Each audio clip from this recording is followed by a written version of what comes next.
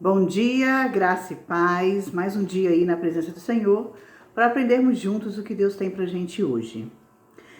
Eu disse que eu não ia seguir capítulo a capítulo do livro de Esther, mas eu amo tanto o livro de Esther que não teve jeito. Eu não vou dizer para vocês que eu vou seguir um a um, mas aqueles que eu for achando muitas coisas importantes, eu vou falando de um a um, tá? No capítulo 2, o contexto é o seguinte: as mulheres foram convocadas, né, para comparecer a Suzã, para se, vamos botar assim, abre aspas, se candidatarem à rainha, e a Esther agora entra no contexto. Mordecai criou Esther, pois os pais de Esther tinham falecido, então ele criou ela como se fosse filha dele. E orientou-a que ela não falasse que ela era judia. Só ia. E ela fez conforme o tio. Quer dizer, algumas pessoas falam que é tio, mas eu não me lembro e não encontrei nesse capítulo falando que ela seria sobrinha dele. O fato é que ele criou ela. Então ela seguiu as orientações dele. Eu achei muito interessante foi o tempo que as mulheres eram preparadas para se apresentarem à presença do rei, para ver qual que ele iria escolher. O tempo era de 1 ano. Vê bem aqui. Cadê? No versículo 12. Fala bem assim. 6 meses, eles chamavam de dias do seu embelezamento. 6 meses com óleo de mirra, 6 meses com especiarias, perfumes e ungüentos em uso entre as mulheres. Então ela passou por todo esse processo. Agora vê, o rei já tinha perdido a rainha, tinha o seu harém, óbvio, mas eles ficaram mais de 1 ano sem uma rainha. Porque ainda provavelmente teve todo aquele processo de fazer os mandatos, enviarem as cidades receberem, escolherem as moças, manda a moça para a cidade de Suzã. Lá na cidade de Suzã, 1 ano de embelezamento.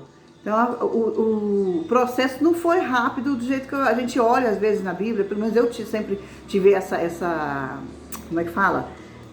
Esse problema de ler e achar que era tudo muito rápido, né? Ali foi Esther, fez isso, foi aquilo. E eu nunca me atentei para os dias que aquilo ali acontecia, né? Gente, desculpa, eu tô aqui falando que eu acabei de me arrumar para ir trabalhar. E eu tô no climatério e eu sinto muito calor, apesar do frio. Então, foram 1 ano se preparando, fora os dias que elas foram convocadas. E Esther, eu não vou dizer que a Bíblia não fala isso, mas dá a entender, pelo jeito que ela vai, do jeito das atitudes que ela tem, ela parece ser uma pessoa tranquila e calma, discreta, né? Discreta. E ela estava sob a responsabilidade de Hegai. Hegai era o responsável pelas mulheres do harém real. E ele também instrui ela. Quando ela chegasse diante ao rei, né, se o rei chamasse ela, porque lembrando que eu falei lá, as mulheres, mesmo sendo rainha, elas não chegavam diante do rei sem ser convocadas. O rei tinha que chamá-las, elas não podiam simplesmente ir. Elas tinham que aguardar o rei chamá-las. E Hegai orienta ela, exatamente pelo jeito dela, ela alcançou graça diante aos olhos de Hegai. E Hegai instrui o que ela deve falar e o que ela deve pedir ao rei se ele a chamar. Mordecai levou ela para ser rainha, né, a ser candidata à rainha, mas ele simplesmente não abandonou também não.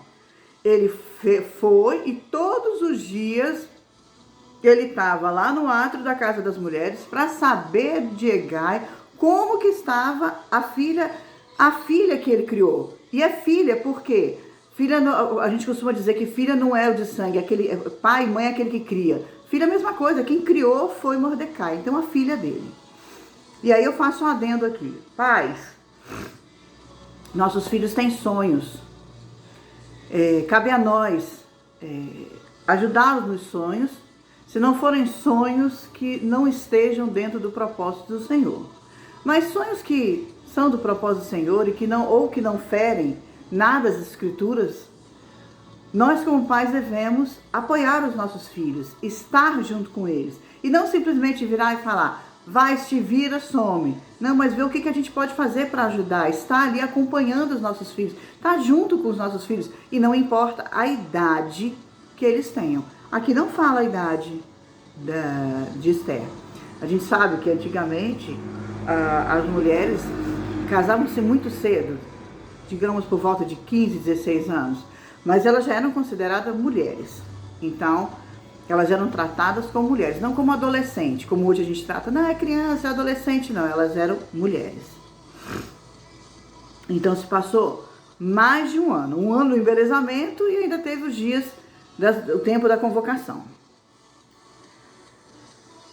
Depois disso, demorou mais 10 meses. No capítulo 16 fala assim, assim foi levada Esther ao rei Assuero e à casa real, no 10º mês, que é o mês de Tebete, no 7º ano do seu reinado. Aí eu falo, meu Deus, peraí, demorou, foi muito, não foi pouco não.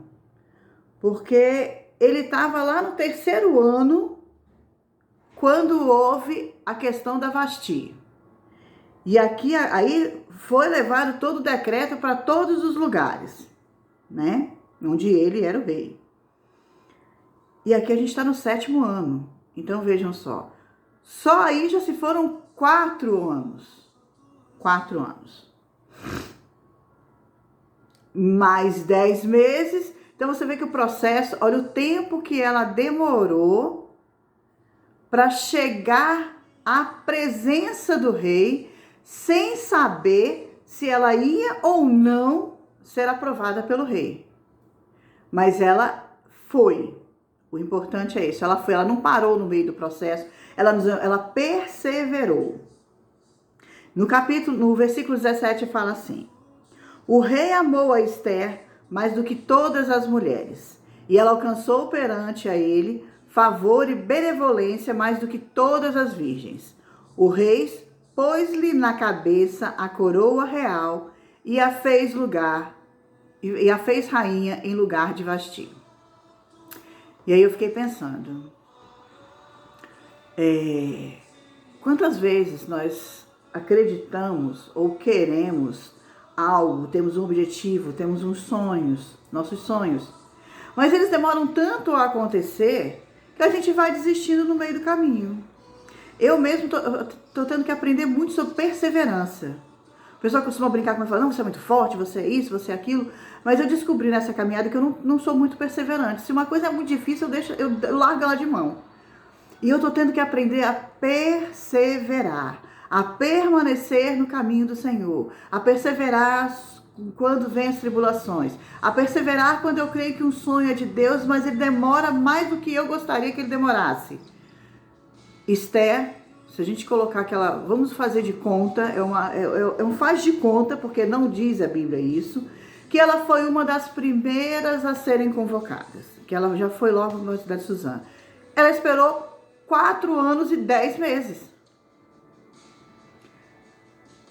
para ser rainha, só para que o rei escolhesse uma rainha. 4 anos e 10 meses. Quanto vale os nossos sonhos?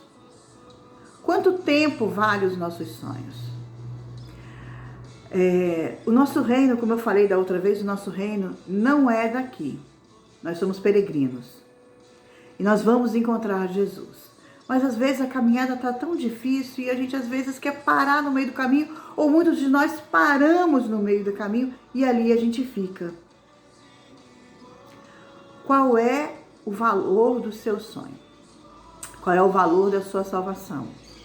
Qual o valor da sua perseverança no Senhor?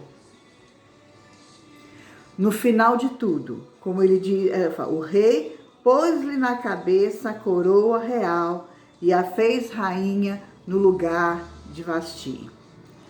Eu vou lá agora para Apocalipse 2, versículo 10. Ele é um versículo que fala as igrejas que existiam na época. Aqui é a igreja de Esmirna. Ele fala assim, no versículo 10. Não temas as coisas que tens de sofrer. Eis que o diabo está para lançar em prisão alguns dentre vós, para serdes posto à prova, e tereis tribulação de 10 dias. Sê fiel até a morte e dar-te-ei a coroa da vida. Interessante, né? 10 dias, 10 meses, mas ela perseverou até o fim. Ela foi fiel e ela recebeu do rei Assuero a coroa de rainha. Nós precisamos ser fiéis ao Senhor, ser fiéis à sua palavra, para que no final ele nos dê a coroa da vida.